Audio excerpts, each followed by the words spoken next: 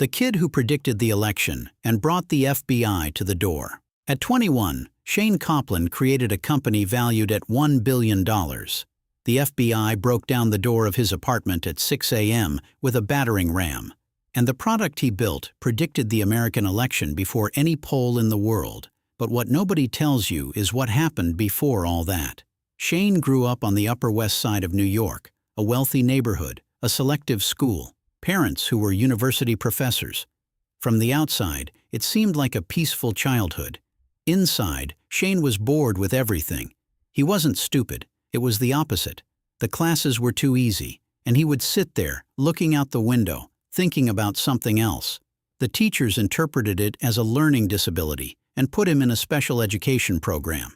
Shane didn't care. What he really wanted was money, not because he was greedy, but because he was surrounded by wealthy peers and knew he wasn't one of them. This created an obsession. He didn't just want to be well off. He wanted to be on the same level as Zuckerberg, 10 figures or nothing. At 14, he started selling tech decks to YouTubers. He downloaded music illegally. He joined the school's stock market club. And in 2014, with $150, he bought Ethereum when nobody even knew what Ethereum was. That same investment would be worth over $1 million today. He sold it before that. At 16, Shane decided he needed to enter the world of startups. He chose Genius, a content annotation company that was booming in New York. He emailed everyone offering free work. Nobody responded. So he went to the office in person and knocked on the door uninvited. They hired him, not because they needed him, but because a 16-year-old boy with the courage to show up in person at an office that didn't ask him to show up deserved at least a chance. Shane spent months writing hundreds of articles about tech entrepreneurs, becoming the site's leading expert on the subject. His boss said in an interview, "If Shane decides to become an entrepreneur, we'll definitely see his name in the news." He wasn't wrong. Shane entered NYU in 2016. He dropped out in the first semester. In 2017, the crypto market exploded. Shane was in the right place at the right time. He mined Litecoin. He traded meme coins. He had hundreds of thousands of dollars in his pocket before he turned 20. But he was bothered by one thing. Most of the crypto projects he saw were scams, coins created out of thin air, with no real product, no purpose, just to enrich those on top. This really irritated Shane, not because he was naive, but because he wanted to build something real. In 2019, he created Union Market, a digital asset marketplace, legitimate, with purpose. The problem was money. He was burning through everything he owned to keep the business alive. He got to the point of listing all his belongings in a Google spreadsheet and selling whatever he could to pay the rent. An air fryer here, a pair of sneakers there, whatever he needed. It was during this period that he read a paper by an economist named Robin Hanson. The title was long and academic, but the idea was simple. Instead of relying on experts to predict the future, use collective betting markets. The more people bet on an outcome, the more that bet represents the real consensus of the world. A true expert isn't the one who studied the most, it's the market.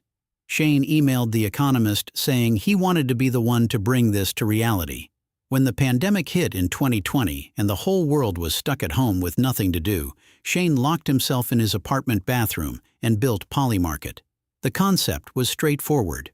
Anyone could go to the website and bet yes or no on any real-world event. Is Taylor Swift getting married this year? Is Trump winning the election? Which team would lift the trophy? The bet was placed on a blockchain using crypto, and the odds weren't set by the house, they were set by the people themselves. The more people bet on a result, the more expensive it became to bet on it. The market defined the truth. To grow, he needed money. So he did what he always did when he needed something. He went after people without asking permission. At parties, dinners, events, Shane would approach any potential investor as if they were old friends. Never intimidated, never asking for favors, always confident to the point of absurdity. Once, he introduced Orlando Bloom as a potential investor at a meeting when Orlando Bloom had no interest whatsoever in investing. He still managed to raise $4 million. He hired a dozen employees. The user base grew. Polymarket began to gain traction. The only problem was that Shane had never consulted a lawyer about whether what he was doing was legal. In 2021, the CFTC, The prediction markets require regulatory approval in the United States. Shane hadn't applied for any approval. The fine was $1.4 million, almost a third of everything he had raised. And worse, he was forced to block American users and transfer the company to Panama on paper.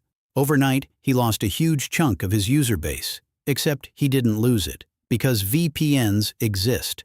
Thousands of Americans simply changed their cell phone location to any other country and continued betting normally. Shane knew this, but as long as no one proved he knew, technically his hands were clean. Then came 2024. Biden versus Trump, the most watched election in decades. Polymarket started predicting things that journalists and traditional polls weren't predicting. It predicted Biden would drop out before he did. It predicted Trump winning the key states weeks before the polls. It predicted who the vice president would be. While the media said it was a tie, Polymarket predicted an easy Trump victory. And it was right. After the election, Polymarket became the most downloaded free news app on the App Store. Elon Musk started using it. Trump mentioned it publicly. Goldman Sachs and Apollo started including Polymarket odds in their analyses. Industry analysts said the company could be worth $10 billion in 2 years. Shane was 23 years old. 8 days after the election, at 6 a.m., 8 FBI agents broke down the door of his apartment in Soho with a battering ram. He was sleeping. They took his and his girlfriend's cell phones without even letting them unlock them. They spent hours rummaging through everything. The Department of Justice wanted to prove that Shane knew Americans used VPNs to access the site. If they could prove that, it was over. A few hours after the break-in, Shane bought a new cell phone and posted on X, "New cell phone, who is it?" Then he publicly said that the attack was political, that Polymarket had predicted Trump when everyone else said otherwise, and that someone in the Biden administration hadn't liked that. 8 months of investigation. In July 2025, the DOJ and the CFTC closed the case. Shane was cleared of any wrongdoing. That same week, Polymarket announced the acquisition of a CFTC-licensed brokerage for $112 million. With this purchase, Polymarket finally had legal authorization to officially operate in the United States. The bored kid who stared out the window in class, who sold his belongings in a spreadsheet to pay the rent, who broke into an office uninvited at age 16, built something that changed how the world interprets reality in real time. The only thing left to figure out is how Polymarket will actually make a profit. But if there's one thing Shane Coplan has proven throughout this whole story, it's that he sorts out those kinds of details along the way.